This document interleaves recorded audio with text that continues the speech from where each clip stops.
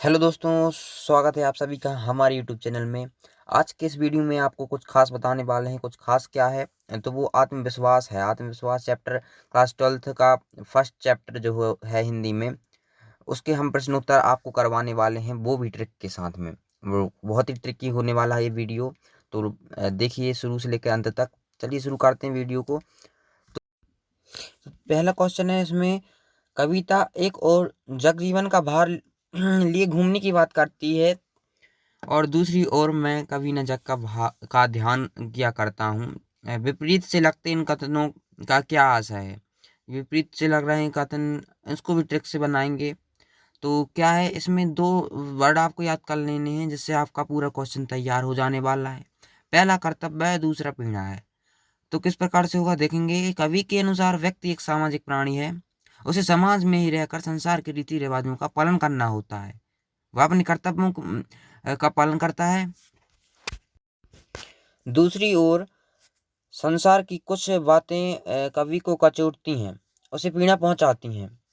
ऐसे में कवि संसार की परवाह किए बिना अपनी ही मस्ती में जीने की बात कह उठता है और वह इसीलिए ऐसा इस कथन को कह रहा है। मतलब ये विपरीत से कथन आपको स्पष्ट हो गए होंगे कि वो सामाजिक प्राणी है तो रीति रिवाजों का पालन करता है, लेकिन संसार में कुछ बातें उसको कचोट देती हैं, उसके हृदय पे आघात पहुंचा देती हैं, जिस कारण से वह अपनी बात को से मुकर जाता है, पलट देता है। इसलिए विपरीत से कथन लग रहे हैं। तो आशा करता हूँ आपको याद तो हो ही चुका होगा यार। अब दूसरा देखेंगे अपन। दूसरे क्वेश्चन में लिखा है, जहाँ दाना रहते हैं वहीं नादान रहते हैं, कवि ने ऐसा क्यों कहा गया है? ट्रिक है अपनी, एक ऊपर एक एरो जो है नीचे है, एक एरो ऊपर की तरफ है। समझेंगे क्यों ऐसा है।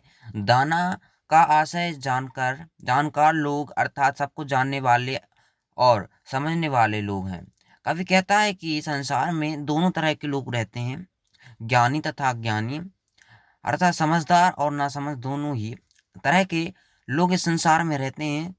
जो लोग प्रत्येक काम को समझ बूझ कर करते हैं वे दाना होते हैं, जबकि बिना सोचे समझे जो काम करते हैं वो नादान होते हैं। अतः कवि ने दोनों में अंतर बताने के लिए ऐसा कहा गया है। तो अंतर बताया गया है, एक मतलब सीधा है कहा जा सकता है और एक इसका उल्टा है। मतलब एक और कहा है कि दाना अर्थात जो होते हैं दानी होते हैं, मतलब बहुत टैलेंटेड लोग होते हैं, उनकी बात कही गई है। और जो नादान होते हैं, जो नूब टाइप के होते हैं, नादान होते हैं, उनकी बात कही गई है। तो अपने संसार पृथ्वी में तो दोनों तरह के लोग रहते हैं।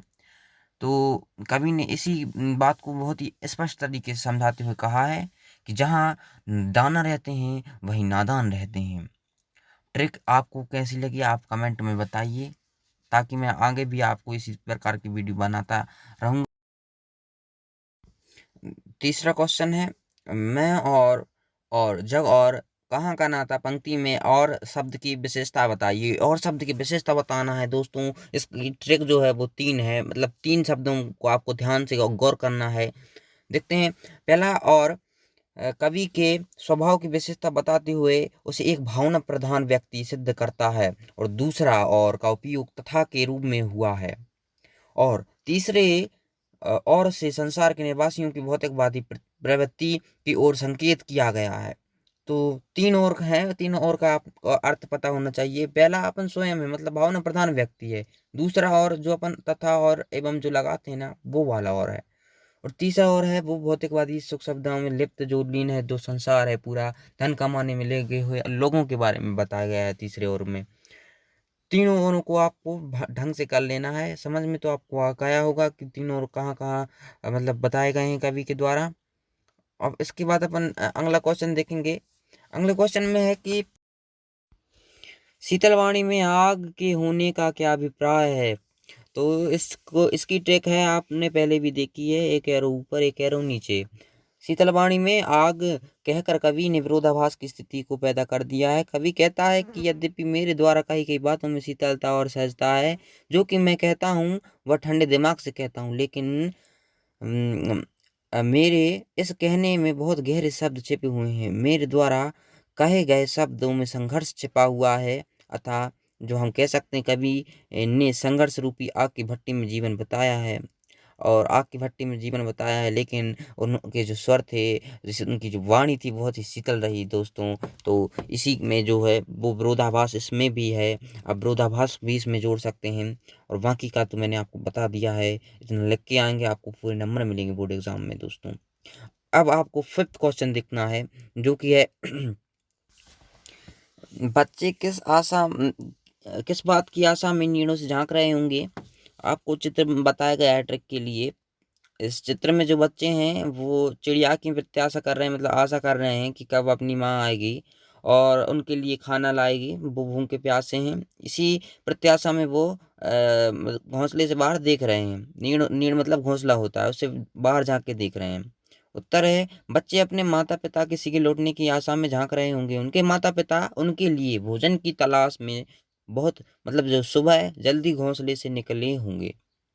तो इसी चीज़ की उनको बहुत ही प्रत्याशा है, बहुत ही तरीके से वो एक्साइटेड हैं कि हमारे माता पिता आएंगे, हमको भोजन लाएंगे और हम भोजन करके प्रसन्न हो जाएंगे और हमको बहुत सारा प्यार हमारे माता पिता देंगे। तो आपको तो चित्र से याद हो गया होगा क्वेश्चन। अब नेक्स्ट क्वेश्चन है, फिर 6th क्वेश्चन है। 6th क्वेश्चन में बताया गया है कि संसार में कष्टों को सहते हुए भी खुशी का और मस्ती का माहौल कैसे पैदा किया जा सकता है। ये पिछली साल क्वेश्चन पूछा गया है और आने वाले सालों में भी कई बार पूछा जा सकता है। इसके लिए ट्रिक है आत्मविश्वास, तीव्रता, प्रश्न। 3 वर्डों को याद कर लेंगे, क्वेश्चन पूरा आपका हो गया है। देखते हैं किस प्रकार से। यदि मनुष्य स्वयं पर आत्मविश्वास बनाए रखते हुए कष्टों को जीवन का हिस्सा मानते हुए मुस्कुराकर कष्टों का सामना करता है, तो ना सिर्फ कष्टों की तीव्रता और उनका प्रभाव कम होता जाता है, अपितु वह खुशी और मस्ती के साथ उन कष्टदायक दिनों को सफलतापूर्वक निकाल सकता है। बहुत इजी क्वेश्चन है यार दोस्त। आप वर्ड याद कर लोगे, पूरा क्वेश्चन आपका हो जाने वाला है। इसमें 3 वर्डों में क्या क्या बताया गया है। जो 3 वर्ड दिए गए हैं उन्हीं 3 वर्डों के माध्यम से अपन इन क्वेश्चन को पूरी तरीके से याद कर लेंगे। तो क्या होता है दोस्तों, आप एक बार पढ़ोगे, 2 बार पढ़ोगे, आप ये सब भूल जाओगे, लेकिन जो अभी आपने पढ़ा है याद किया है। लेकिन यदि आप इन वर्डों को याद करोगे तो अब जब आप दूसरी बार रिवीजन करोगे तो सिर्फ इन वर्डों को देखकर आपको पूरा रिवीजन हो जाएगा, पूरा क्वेश्चन आपको याद आ जाएगा। इसीलिए मैंने आपको ये बहुत ही टेक अपने सोच समझ के आपके लिए प्रस्तुत किया है आपके सामने। तो आप प्लीज़ इस चैनल को सब्सक्राइब कर ही सकते हो दोस्तों, और लाइक कर दीजिए वीडियो को। कमेंट करके बताइए कि कैसा लगा है ये वीडियो, कैसी लगी है ट्रिकें, और जिससे आगे चलकर हम आपको ऐसे वीडियो और निरंतर आपको प्रोवाइड कराते रहेंगे, जिससे आपको बोर्ड एग्ज़ाम में मदद मिलती रहेगी। ठीक है, तो अब एक क्वेश्चन और है जो कि बोर्ड एग्ज़ाम में पूछा जाता है। बोर्ड एग्ज़ाम में ये ज़्यादा क्वेश्चन नहीं आते हैं, सिर्फ 6 क्वेश्चन आते हैं और प्रत्येक क्वेश्चन 2 नंबर का आता है। इसीलिए आपको सिर्फ ज़्यादा कुछ याद करने की ज़रूरत नहीं है। कई बच्चे बहुत ज़्यादा याद करते हैं, तो ऐसा नहीं है। बहुत कम समय में बहुत अच्छी तैयारी कर सकते हैं। और दूसरा क्वेश्चन है, कौन सा विचार चिड़िया के पंखों में चंचलता भर देता है। तो उत्तर में लिखना है, सुबह जल्दी भोजन की खोज में अपने बच्चों से दूर गई चिड़िया यह सोचती है कि किस प्रकार भूख से व्याकुल उसके बच्चे घोंसले से बाहर झांकते हुए उसकी प्रतीक्षा कर रहे होंगे। उसका यही विचार उसके पंखों में नई ऊर्जा का संचार कर देता है। तो मतलब जो चिड़िया होती है वह अपने बच्चों के लिए घर से बाहर निकलती है दाना पानी की खोज में, जिससे उसके बच्चों की भूख मिट सके, उसकी भूख मिट सके। तो जब चिड़िया घर से वापस लौटती है तो उसके मन में विचार आता है कि हमारे बच्चे हमारी प्रत्याशा में होंगे, हमारी राह देख रहे होंगे कि कब हमारे माता पिता आएंगे, हमारे लिए भोजन लाएंगे, हमारे लिए ढेर सारा प्यार देंगे। तो इसी चीज़ की आशा में बच्चे होंगे। उसको जब चिड़िया को ख्याल आता है तो उसके पंखों में दुगनी रफ्तार देखने को मिलती है और इससे मतलब उसमें नई ऊर्जा का संचार हो जाता है।